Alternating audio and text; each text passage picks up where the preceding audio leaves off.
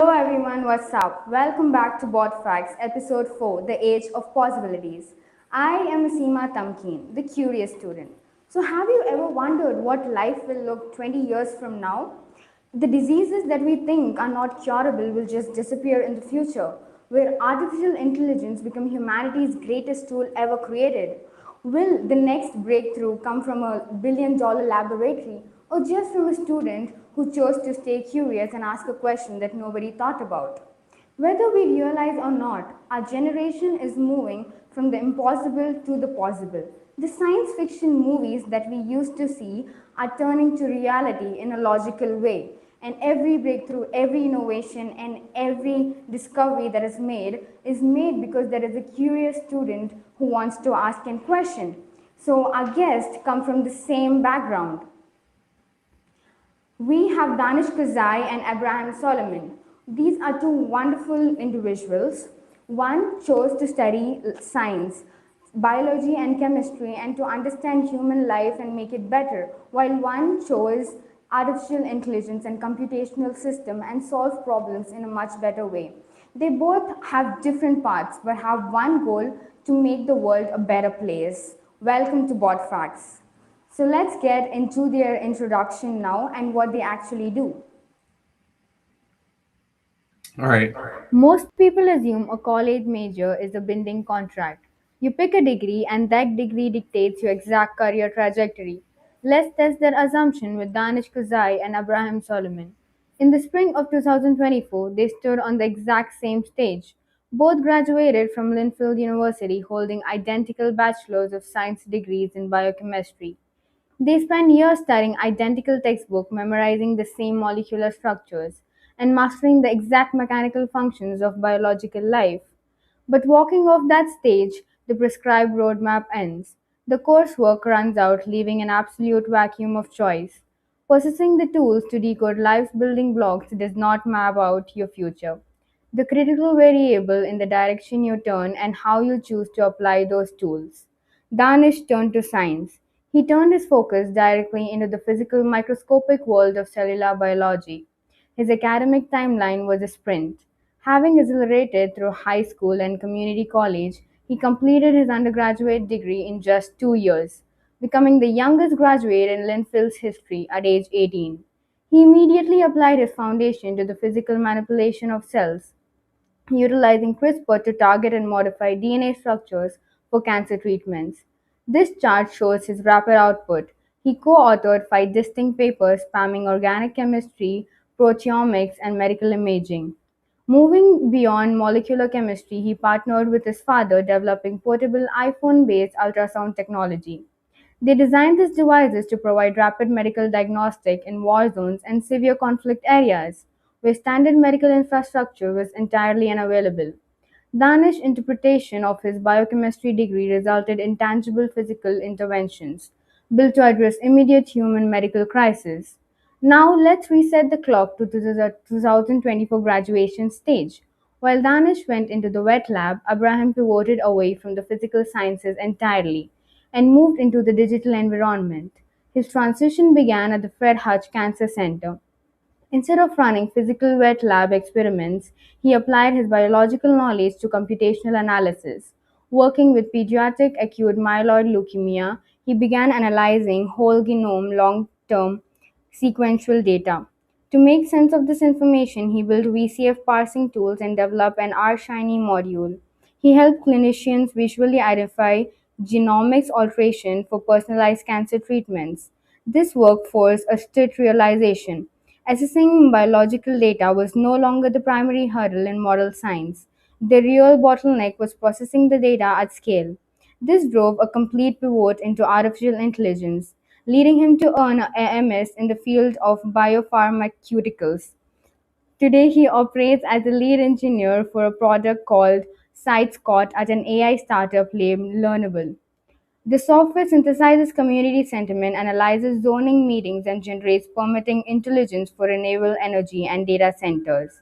This data map visualizes the massive scale of this AI application. SiteScout is now trusted by companies actively managing over 74 gigawatts of renewable energy worldwide. Abraham is a member of the AI team at SiteScout. Abraham took his deep understanding of microscopic biological science and translated that logic into algorithms designed to manage massive macro scale global infrastructure. So today we have two completely different operational environments, the physical laboratory and the digital cloud coexisting side by side. Danesh is actively engineered physical solutions like Warzone, ultrasound, and CRISPR cancer therapeutics. Abraham is building deep research engines and AI management system for 74 gigawatts power grids. The trajectory dismantled the idea that a college degree maps a fixed destination. The degree simply provides a lens for analyzing complex problems through that lens. Danish looked at the world and saw physical, biological structure that required repair. Abraham looked through the exact same lens and saw massive data pipelines that needed to be scaled. Building the future requires both the microscopic physical interventions and the macro scale.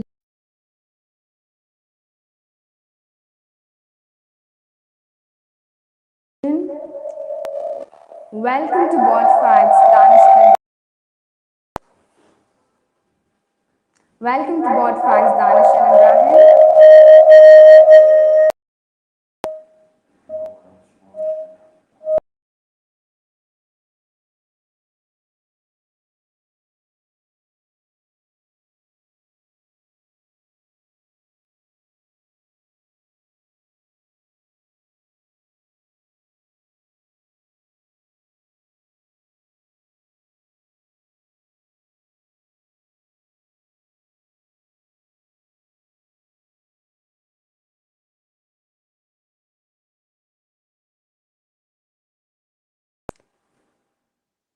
Welcome to Bot Facts, Danish and Abraham.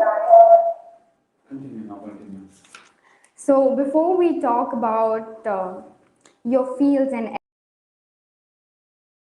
I would like to apologize for so many inconvenience that we had earlier. There was a technical error over here, so I'm so sorry.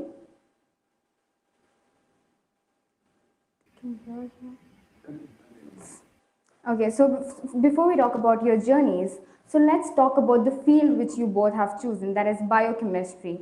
So for someone who does not know what exactly biochemistry is and come from a background with no science, can you explain what is biochemistry and what importance it holds today? Sure. I think we'll just like in general sequence. I'll start first, and we can go that way.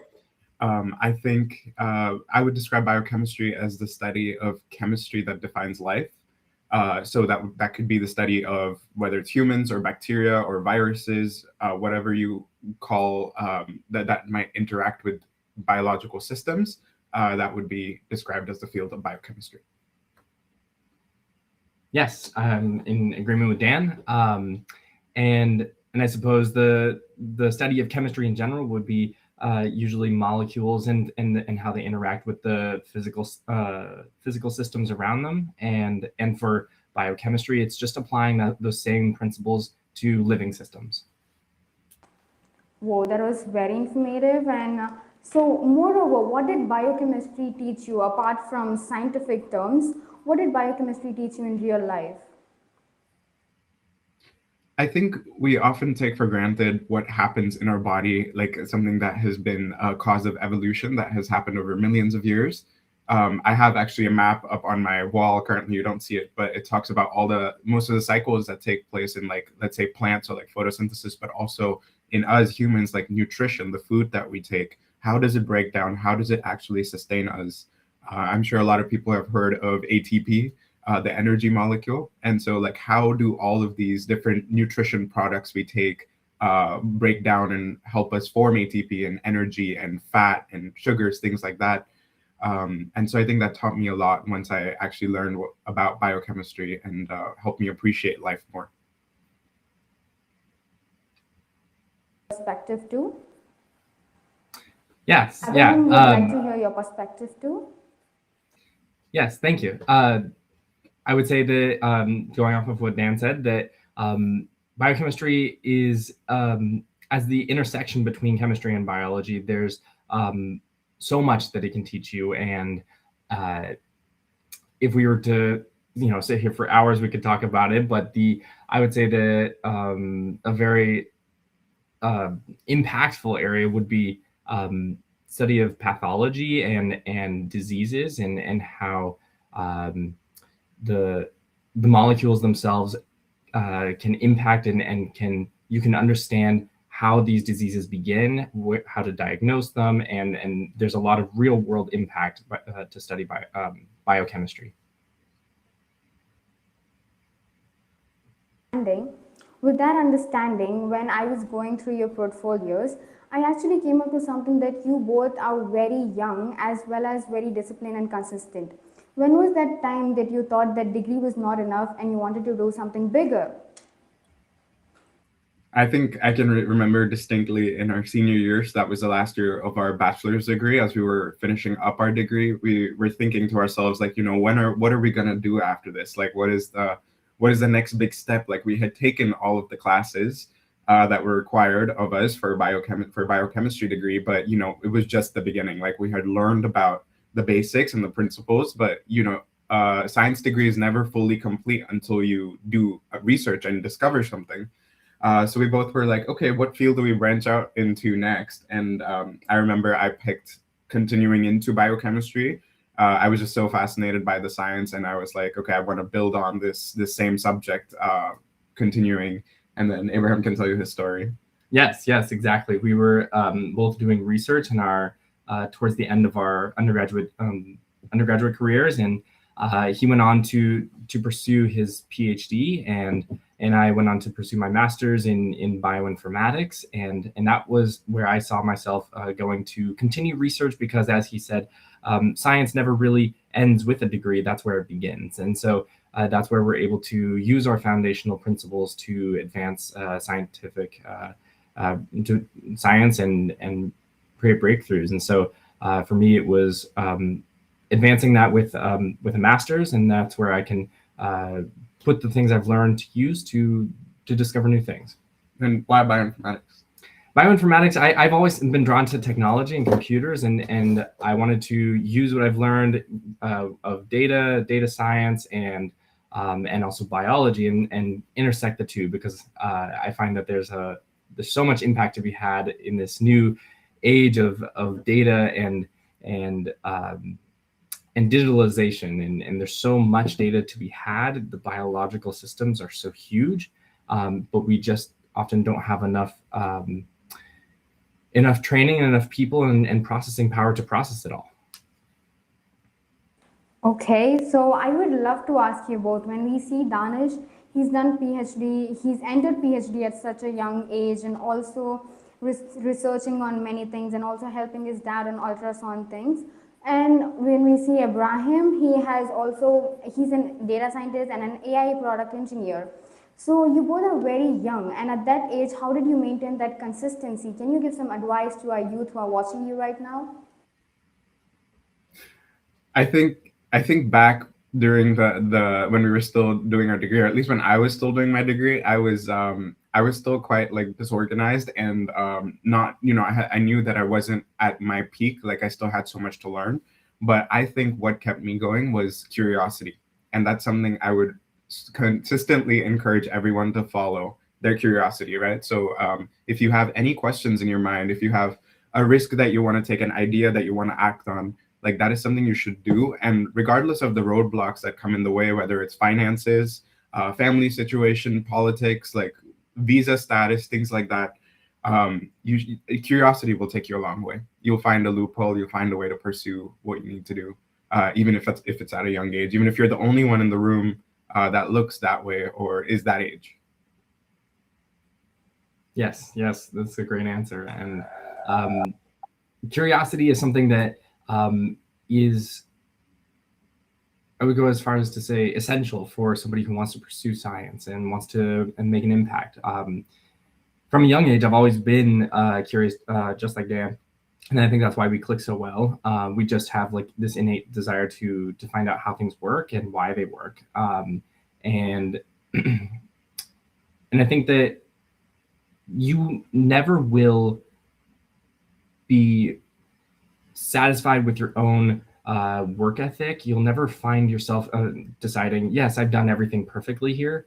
But from the outside perspective, all you can do is you can get better, and then you will see that the things you have learned have taken you a long way. So even though you might think that we are disorganized at certain points in time, that is totally normal and it's okay. But it will come, and it will come in time, and that curiosity will drive you there. I totally agree with you. I believe that curiosity is one of the greatest things an individual can carry.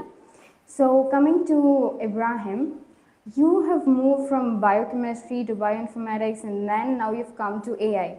So for people hearing this concept for the first time, bioinformatics, can you explain what it is and what did it bring you, what differentiate it has from biochemistry? Yes, for sure.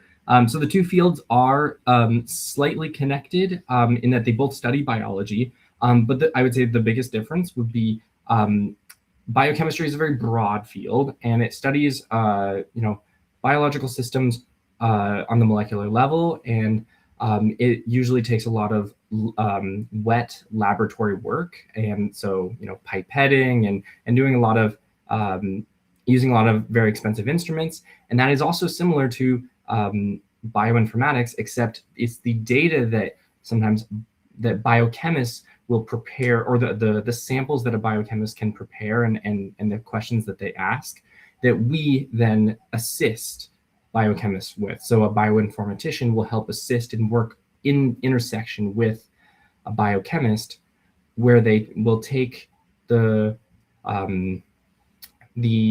let's say DNA samples that a biochemist might extract and purify, and then sequence, and they will sequence that data by sending it through a very, very expensive machine that will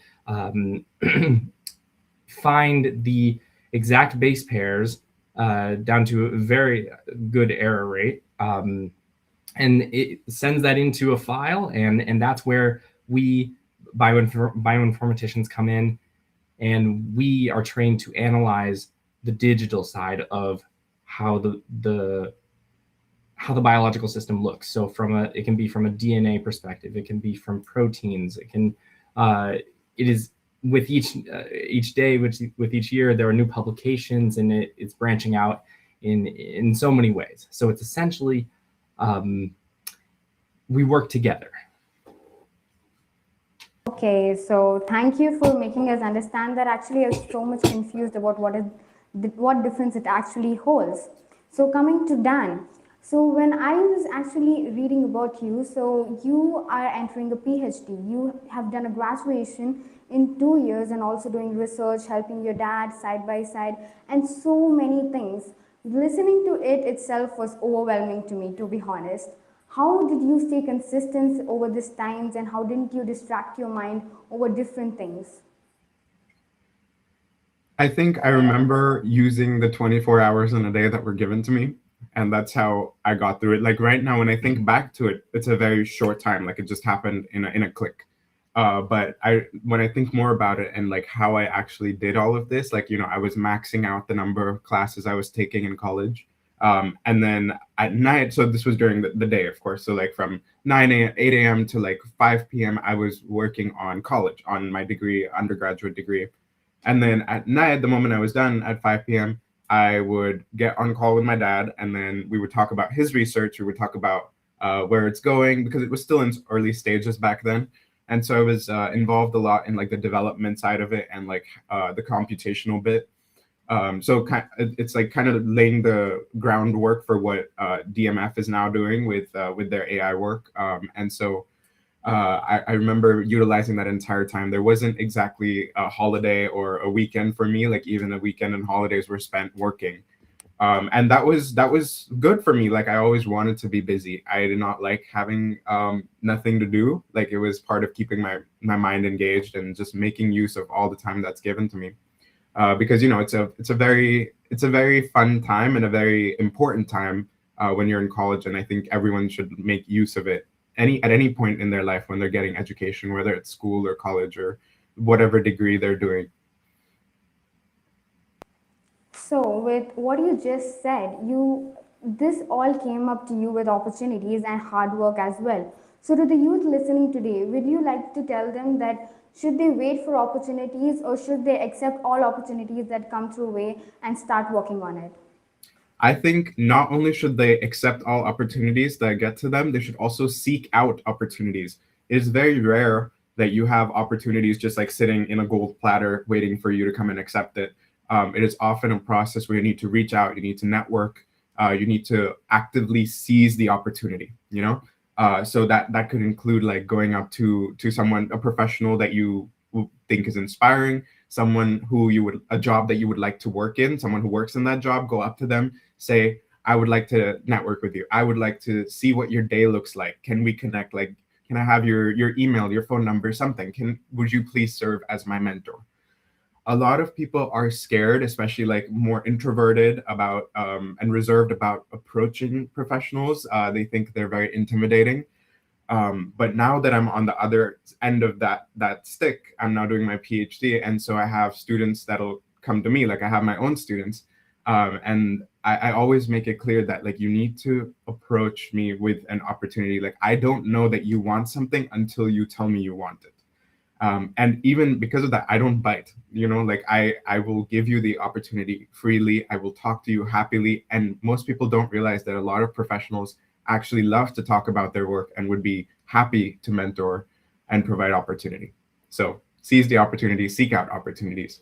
Yes, exactly. And going off of that, it is common in almost every professional field for people to expect that the younger generation will need guidance, and they were there in the same shoes. We were there in the same shoes, and we have had help and guidance, and we are forever grateful for that. So it is imperative that we and others give out that guidance and be ready for that. And so we are always happy to give, whether it be just like an informational interview or like a video call, whatever. These are the kinds of things you can go and ask people, and maybe even people you don't know. You just read about their paper online. You're interested in them, interested in the work that they do. Reach out, go and email the authors of a paper you like, and I can guarantee you they will be more than happy to talk about their work. We scientists like to talk often too much about our work. Absolutely. Yeah. I think the one thing to remember is that the worst thing that someone can say is no. That's the worst thing that can happen. No, like I'm not interested, but that's it. So that's the worst that can happen. Go and try it out. Mm-hmm. Okay, so that is very much insightful, and researchers are always ready to tell what they're doing and how they're changing things. I would also like to know that, coming back, imagine you both are at the first year of your college, and what is that one habit you would like to change? Now, knowing so much after having a long way, what is that one habit that you had in the past and would like to change now? That's a very good question. Well, a part of me doesn't want to change anything because I think that I wouldn't be where I am if I changed anything. I do know that there are things I could have worked on in my first year, and one of them was being more organized with my time. So having time management skills is very important, especially with the things I was doing. Like as I said, like I would have college, I would do like triple the amount of things that a normal college student was doing. So having like a schedule, and I learned this after my first year. Have a calendar, have a notebook, have a planner, something that will tell you what the next thing is to do in the day, like a to-do list. So that's something I would have hoped that if I could go back and change, I would start a to-do list and a calendar and be more organized with my time from day one. That was very good, Danesh. Abraham would like to hear your perspectives too. Yes, of course. Yeah, that's an excellent perspective, and I can say that I too would have benefited from the same. And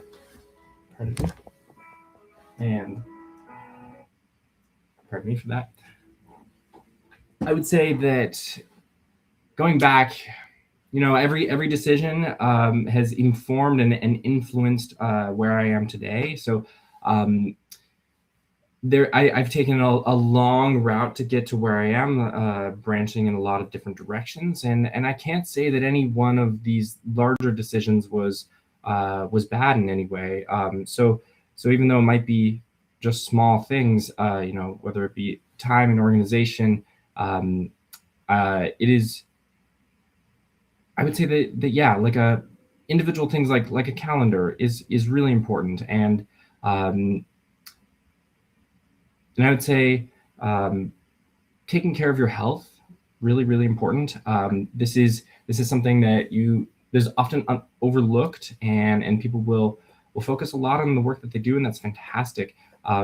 Take care of yourself and make sure that you and those around you are there for you, and keep a good support system nearby. People that you know, try to have a friend or two nearby. That was so much information. We got to learn a lot about it. So, with that understanding, I would move to Danesh. So, Danesh, what is CRISPR? And to someone with no knowledge about it, can you explain from the basics what it is? Of course. Well, first I would defer you to my news article, snip, snip, cut. But no, I'm just kidding. So CRISPR is this technology that is, it's something that we're hearing a lot about. Like, even if you're not in the field, like, it's something that a day-to-day individual, like, you hear about it in language. Like, CRISPR is this cool thing. It's this molecular tool. And what I mean by that is you can think of it as like scissors. So it goes and you have a gene. A gene is something is like a part of your DNA that it helps you. It codes for your traits, like any traits that you have, like skin color, hair color, things like that. And it also codes for things like diseases, like some forms of cancer. And so when you have CRISPR, these molecular scissors, they can go in and they can cut out that gene that might be causing an issue for you. So if you know that you're like predisposed to cancer of some sort, and you know it's linked directly to one gene, you can go in there and cut it out. And that's what CRISPR molecular scissors do. Now, that being said, there's a lot of research happening currently, and it's not approved for use widespread in the US yet. But we're using it. We see very promising results when we use it on animals. We do animal studies like on mice, on fish, and we see that it actually is true. We can go and silence those negative traits that we don't want, like cancer. So, we are still working on CRISPR, right? How long will it take to come in practical? Absolutely. We're working on CRISPR. It's something new. We hear about articles coming out every single day, and we learn so much more. Sometimes we even learn that what we knew before was wrong.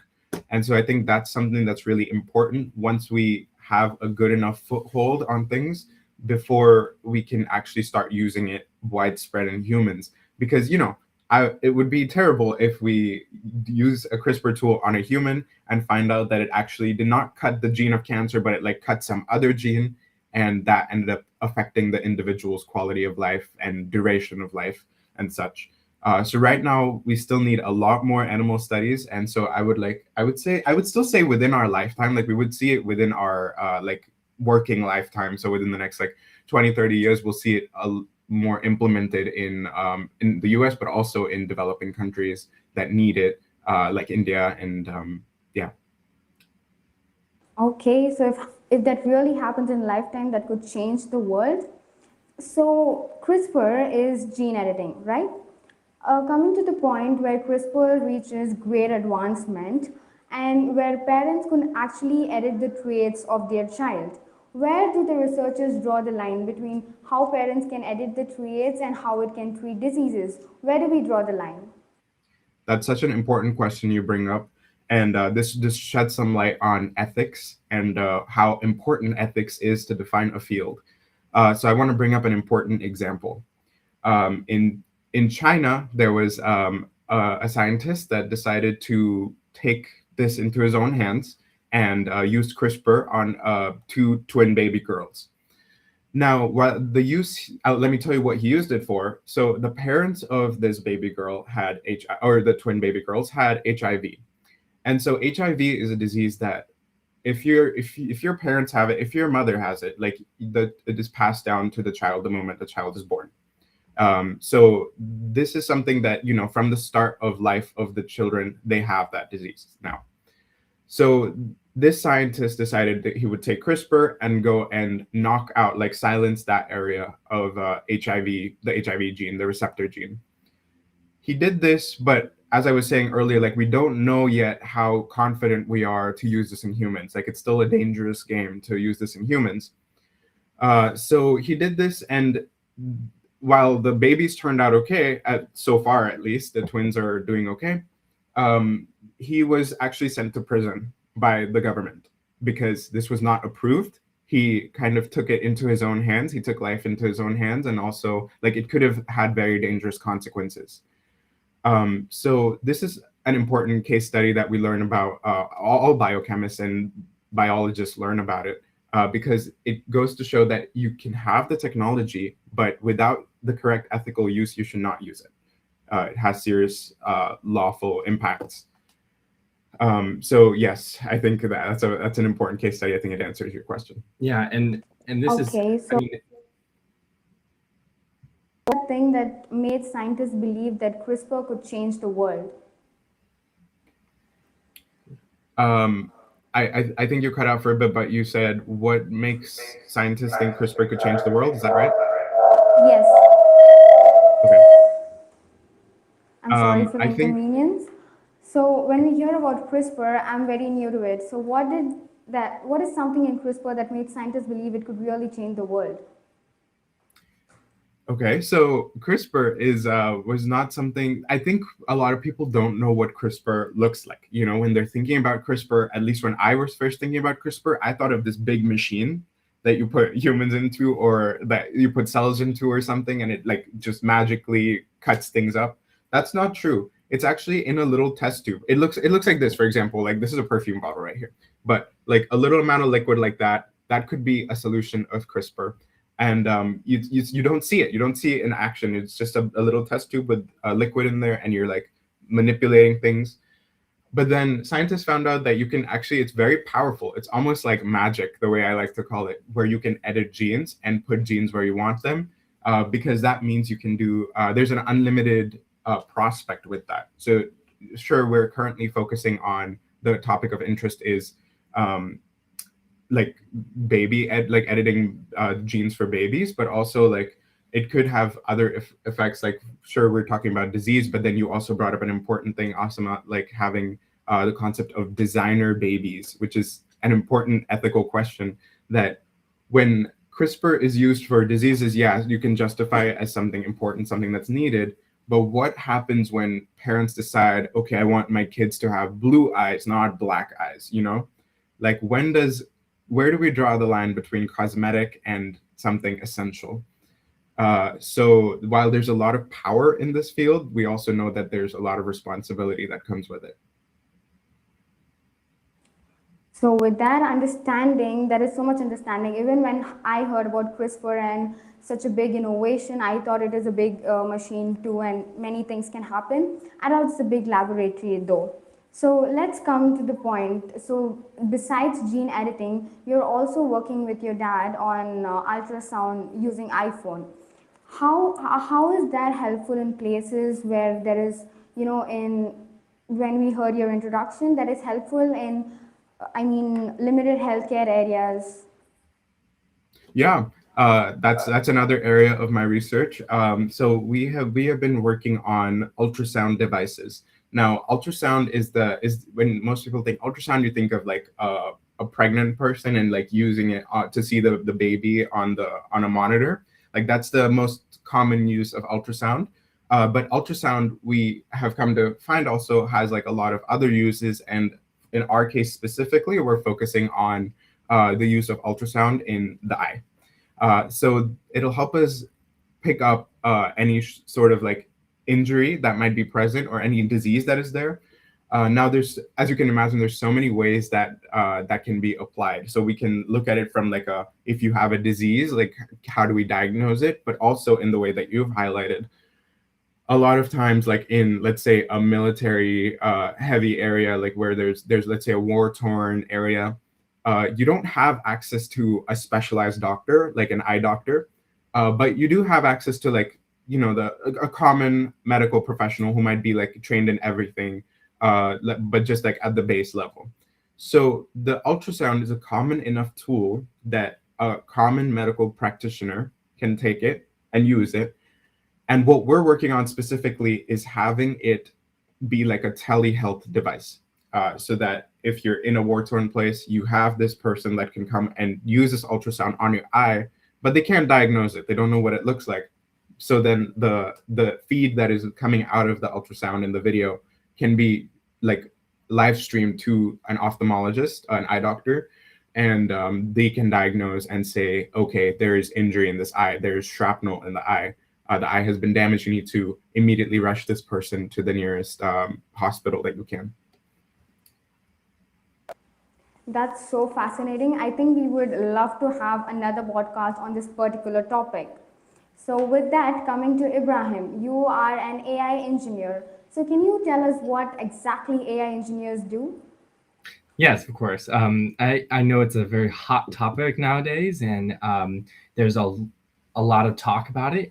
But what they actually do, it can be very broad, and I'd say I can speak for myself. The AI engineers, that for me, what I do as an AI engineer is I help build the systems that can help to understand, to provide insights through data. That's really like the bare level of it. And so what that looks like could be using frontier models, and these would be machine learning models and artificial intelligence models that you hear about on the news, such as like ChatGPT and Claude and Gemini, not to name these brands, but just in general, these are things that you have probably heard about in the news.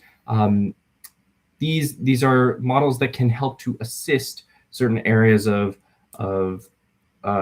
professionals and professions. And so for me, I use my skills as both a data scientist and as an AI engineer to provide insights to renewable energy developers to understand how does the community feel about renewable energy. And the community in this case would be local communities, maybe local towns and municipalities, and how they feel about it has been a topic that developers have questioned and wondered for many years. This dates back. There's reports dating back to some of the first developments, and goes back basically as long as we have had renewable energy. There's also been opposition to it or sentiment about it. There's a lot of, whether it be simply misinformation or rightful feelings, like, for example, having a 50,000 acre data center or solar farm right in your backyard. And if you have lived there for a few hundred years with multiple generations and you have a farm, seeing this large, tech giant and energy corporation swoop into your yard and your backyard, it can feel as the community a little like they are just swooping in, and and people are seeing sometimes that their energy prices are increasing, or that they are worried about the ecosystem and the life around them, because it's not something that everybody knows about and how they work. And so providing data to back these insights is my job, and that's what I do. And so that can look like building tools such as SiteScout, which you mentioned in the introduction, which is what I help to build and manage as an engineer. SiteScout is, in its true sense, it searches the web for public information about community sentiment on a renewable, and that could be solar, wind. It could even be data centers. We were doing that as well, or battery energy storage. And then it collects all this data from whether it be news sources or municipal meetings, places people are talking in the community. And then it brings it back and it will provide insights. Who is talking about this? What do they feel? How do they feel about this? And is this then, and then all that data, part of my job was to help build a score to help developers understand is this area feasible or infeasible to develop? Is it going to be difficult? Is it going to take a lot longer to develop and to help for the community to understand what they're going into it with? So that's what an AI engineer, it's an example of what an AI engineer does. I could go into more detail, but yes. Abraham, you spoke about renewable energy, solar panels, and wind. So actually, I was confused. So we currently use non-renewable energy to run the hardware of AI. That provides us almost like 1,000 watts that actually needed. We use like nuclear power plant and crude oil and etc. But when we use renewable energy, it only provides us like 10 watts. How do we bridge the gap? And we see, will it actually be in future using renewable energy, and will it bridge the gap and give us the same exposure of non-renewable energy resources, of how renewable energy resources can give it to us? Yes, it's a good question, and this is something that is a little bit of a misconception, because people see and think of renewable energy as something that it can't produce as much power as standard fossil fuels. But the truth is that it's a process that sometimes takes a little bit longer to produce the energy, because you can't just burn the fossil fuels and get energy instantly. But simply by scaling the total number, say, of solar panels, allows you to produce certainly sufficient amount of energy as you might need for, as the data shows, any scale of data center or any project so far that the world has ever needed. Recently, I have even been working on a project that is once complete. It is in 3 parts, but once it's complete in development, it will be able to generate 1.4 or 1,400 megawatts of energy. And this is solar only. And what that looks like, because it's very hard to visualize how much energy that actually is for the standard viewer, 1 megawatt is 1 million watts, and a megawatt would take up about, I think it's about 10 acres of solar panels. And this is 1,400 megawatts. So it's significantly more, and this can power tens of thousands to hundreds of thousands of homes worth of energy. So this development, you can think of it in terms of megawatts, because data centers will often be in terms of, we have 3 different scales. We have small scale, medium scale, and hyperscale data centers. And so this usually is in form of, say, small scale is about 10 megawatts or less, and medium, you can say between 10 to 50 megawatts, and then hyperscale data centers are above 50 megawatts. And this starts to scale really large. And so 50 plus 500, even up to, we've seen a few data centers, AI data centers, that require more than 1 gigawatt of energy.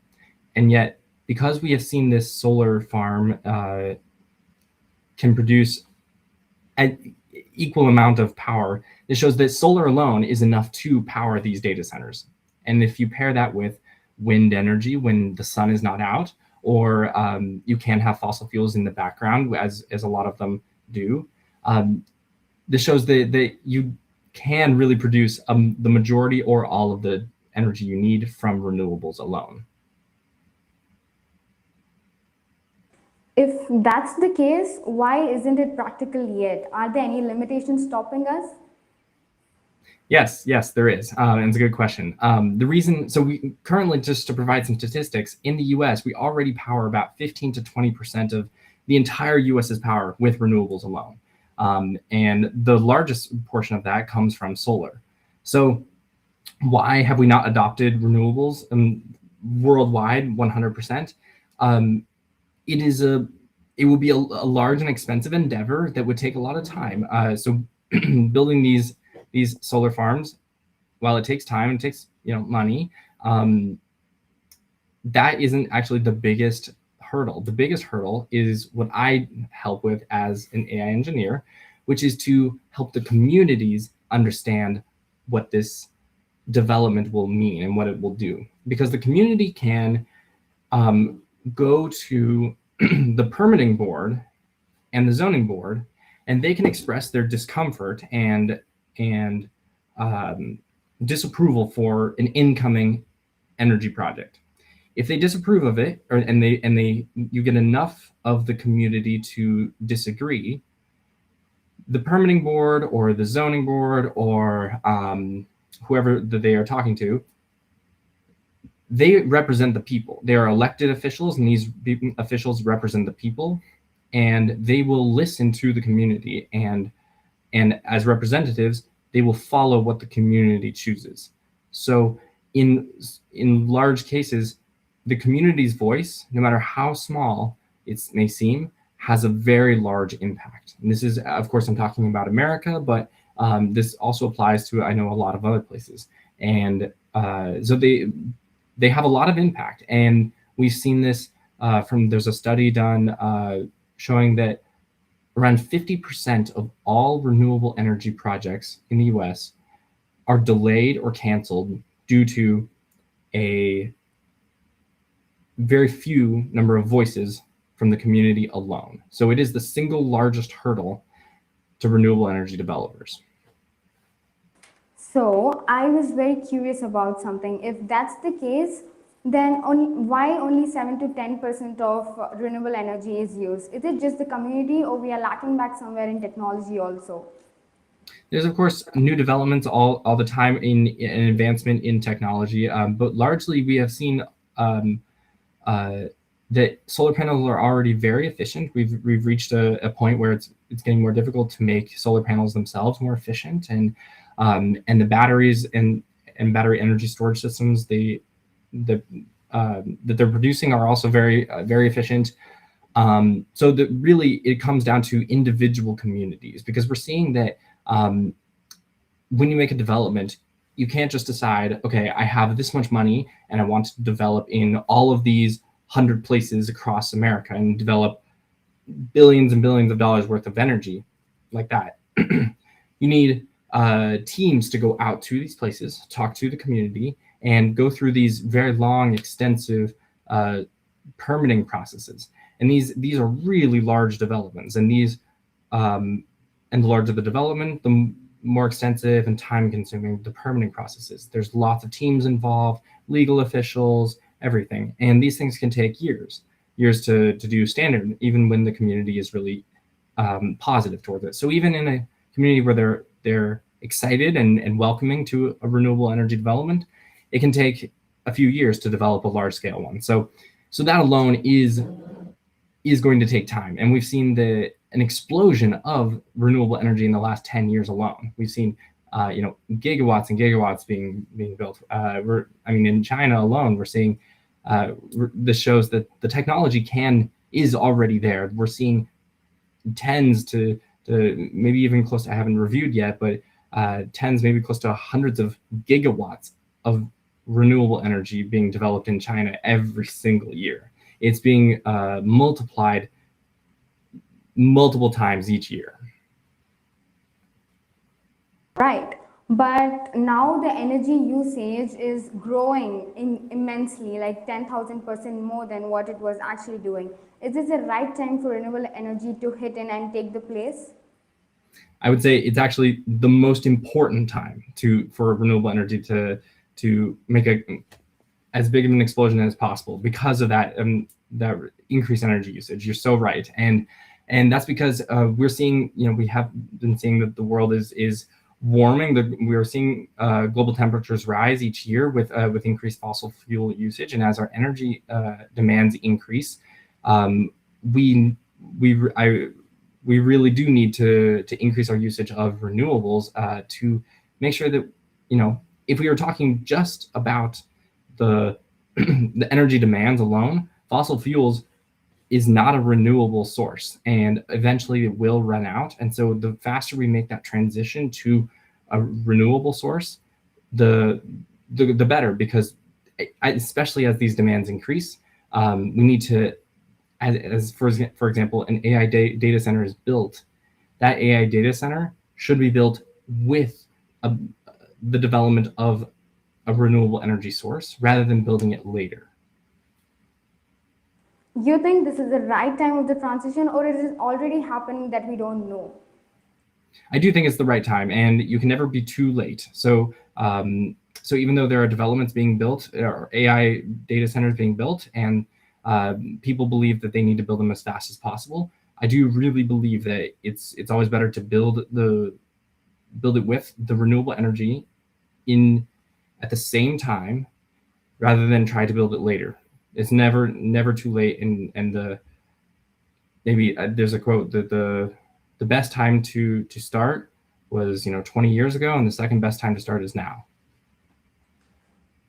That was a wonderful understanding about renewable energy. So now let's put light on, are you both collaborating, like Dan is in healthcare and you are in AI field. So is there any space where you're collaborating with each other?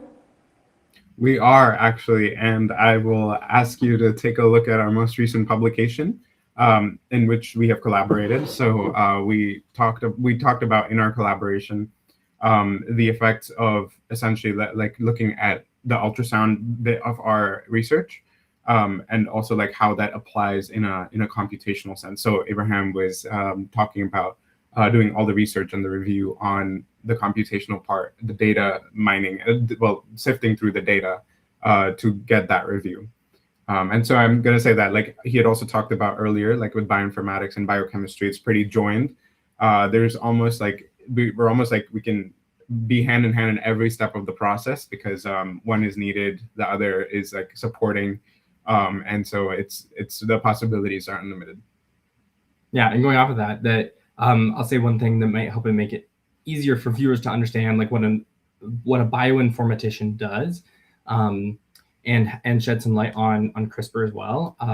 That if a scientist were to want to use CRISPR and make a gene edit, the reason that gene editing needs to go through a lot of ethics and a lot of really strict review is because if you try to edit a gene of a living organism, the way CRISPR works is you don't get to know what gene you're editing right away and right when you are making that edit, and you have to sort of you can make an estimate, you can make a very educated guess, and backed by a lot of data and a lot of theory. But at the end of the day, when a, say, biochemist wants to make that change and they perform the technique, they then must take the DNA of what they have tried to edit, of the organism they've tried to edit, and they send that to sequence, and that goes to the bioinformatician to analyze.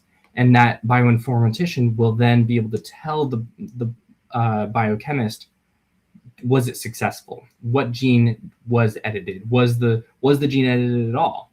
And so that's an example of how a biochemist and a bioinformatician can work together. Wow, that's great. So with so much understanding, I got so much information with that. So Dan and Abraham, so can you tell me how the world looks from your own field perspective, and how important is ethics in your own fields? I think I provided a pretty solid example earlier about ethics and CRISPR relating to that. So I'll talk about, I'll let you defer to that part for the ethics. However, I do want to talk about like what the field looks like. So biochemistry is quite old. It's quite an old field. So it's been around for about 100 years, at least modern biochemistry. So you might ask, like, okay, Dan, like why are you in this field? It's already 100 years old. Well, what I'll say is that sure, it's 100 years old, but there's still 1,000 years of innovation left to go.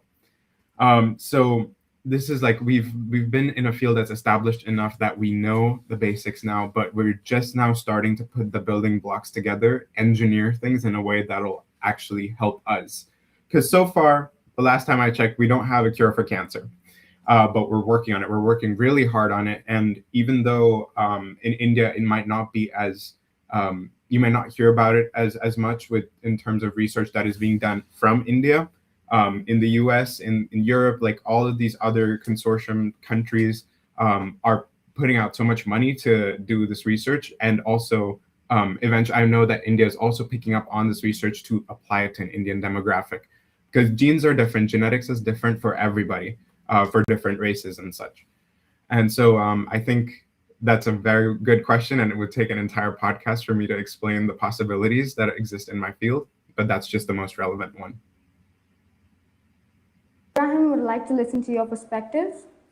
Yes, of course. And when it comes to ethics, I think ethics is critical and really important as we make a lot of technological advancements. We need to always take time to understand what are the ethics and what is the ethical impact of what I'm about to produce.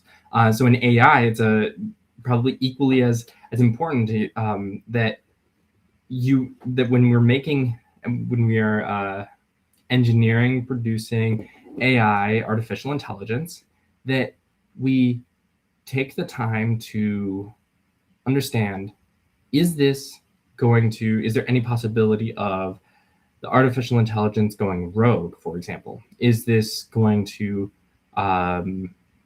is there any possibility that it can we're already seeing with these frontier models that these AIs are able to work on their own code, essentially, that they're able to work and produce and develop artificial intelligence itself. So we are seeing AI help to produce AI or improve AI. And we could see this, if allowed to go. Sorry to interrupt you, but how ethical is complete autonomous AI? How ethical is it? We would say that at the current time, it isn't at the technological space where it's able to do this autonomously. So even if we were able to try to make that happen, it wouldn't be able to. But how ethical it would be is I'm a firm believer that it needs human intervention. I think there should be some human guidelines, human intervention, and this is how we will help to keep the world human and keep the world alive. And there is nothing short of beautiful about the human mind, about humanity, and keeping artificial intelligence as an assistant to help assist and better make breakthroughs is how I think that artificial intelligence should go. Okay, so currently we are in the narrow intelligence. So how far we are to bridge the gap for AGI? This question is asked to Elon Musk and many more people, but I would also love to know your perspective, Ibrahim. Yeah, so for the viewers who might not know, AGI refers to artificial general intelligence. And at this time, there's a lot of discussion and a lot of talk about when will we reach AGI, and what does it mean. I do think it takes a second to think what defines AGI. And at this time, I don't think that we even have the capabilities to understand what AGI would mean. And I think it's a term thrown around a lot, but at this moment, I think that we are not at a stage where we're seeing AGI, and the AGI will be something that is I think completely autonomous, and that is what I think AGI would be. And from my understanding, Iron Man refers to AGI. Is that true? Jarvis. I'm sorry, I couldn't. Wait. An Iron Man. Jarvis. Oh, Jarvis, yes, in Iron Man, yes. I would say that would be maybe a pretty good example, that you're able to talk to this artificial intelligence at any time, and it's able to sort of make decisions on its own, even without you having input. And that's a critical component. And right now, we're not at that area yet.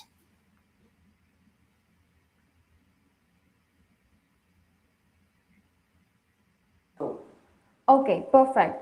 So let's ask the last question. So to a 17-year-old student who is listening to your conversation, what advice would you want to give them to, go brighter in the future? I think something I want to highlight that was not mentioned earlier is that I am from India. I grew up in India. I completed my 9th standard in India, and that's when I moved to the US. So I'm now 20 years old. So it's been 6 years since I moved to the US, and this is how much I've accomplished in 6 years. So I would like to let this stand as an example for anyone who's watching, regardless of which country you're from, that you are special. You have so much in you. You have all this potential. You just need to unlock it. And that comes from like thinking of it that way. I remember there was a movie where they show like a person have like using 10% of their brain capacity, and then the moment they start getting more, like 20, 30, 40, 50% of their brain capacity, like they start getting superpowers. And that's essentially what it's like. You just need to think of it that way, that you're currently not utilizing your full potential. You're just utilizing 10% of it. So aim for that 100%, push your boundaries, push your limits, take that risk, say yes to that job offer, say yes to any opportunity and experience that you want, you think will be beneficial to you. And again, the worst that you can get from it is an experience. Like there's nothing that's worse than that. You can get to say, I've done this, I know I don't like it, or I know I like it, which would be an even better option to hear. And yeah, explore, like take advantage of the opportunities and the loopholes that are given to you. That's certainly what I did to be able to fast forward and accelerate through my school. I was able to take advantage of the resources and the loopholes that were given to me. Yeah, let your curiosity drive you. Yes, and I think the exact same, that take every opportunity you can. They will not be necessarily right there for you. You need to go out and you need to seek it out and take it. And as a 17-year-old, I think that for those watching, really take it in your hands. Try to find those opportunities yourself and enjoy what you do. Really find things that you enjoy doing. Don't let life be an uphill battle all the time. Find the area that you are truly interested in and then pursue it. Danish, आप India से हो क्या, तो आप India के बारे में कुछ बोलना चाहेंगे कि इंडिया ने आपको क्या सिखाया है, और क्या आप आपके दोस्तों को कुछ बोलना चाहेंगे, द क्लासमेट्स ओवर हियर, आप कुछ बोलना चाहेंगे हम लोगों को? जी जरूर. सो इंडिया मुझे बहुत सब कुछ सिखाया है, स्पेशली मेरे परिवार के बारे में, और मैं उनको हर रोज मैं मिस करता हूँ. और फिर what was the second part of your question? Sorry. आप आपके दोस्तों को क्या कहना चाहते हैं और आपने इंडिया से क्या सीखा है? हाँ, मैं अपने दोस्तों को ऑफ कोर्स हाय बोलना चाहता हूँ. आपके क्लासमेट्स को क्या कहना चाहते हैं आप? कि आप जो भी करना चाहते हो आप कर सकते हो, और फिर डोंट मतलब इंडिया को, मतलब बहुत सारी अपॉर्चुनिटीज हैं इंडिया में, लेकिन इंडिया के बाहर भी बहुत सारी अपॉर्चुनिटीज हैं. तो ढूंढो ये अपॉर्चुनिटीज को. अमेरिका को आओ, और अभी के लिए अमेरिका को बैक बर्नर में डालो, लेकिन बहुत सारे और देश भी हैं जो आप ढूंढ सकते हो, देख सकते हो. इंडिया में बहुत सब कुछ चल रहा है. अब AI समिट भी आ रहा है. AI बहुत प्रोग्रेस हो रहा है इंडिया में. प्रोग्राम्स को ढूंढो. इसी तरह मैं DMF मतलब डिजिटल मेगा फैक्ट्री जो ये पॉडकास्ट रन करती है, मैं उनको शाउट आउट देना चाहता हूँ. बहुत शुक्रिया, धन्यवाद आपके ये जो पॉडकास्ट जो आप रन कर रहे हो. आप बहुत सिखा रहे हो लोगों को कि कई तरह के लोगों क्या करते हैं, और फिर क्या अपॉर्चुनिटीज हैं कि लोग देख सकते हैं इंडिया में, सारे कई देशों में. दानिश, आपकी हिंदी बहुत अच्छी है. And with that, let's wrap the conversation for today. We got to learn a lot of things. We got to learn about renewable energy, CRISPR, bioinformatics, biochemistry, and so much more information. They're two amazing people. I would love you both to join us in any other podcast. And until then, I'm Aasima Tamkeen signing off for today. Keep learning, keep exploring, and keep asking questions. Thank you to both of our guests. Thank you, Aasima. Thank you.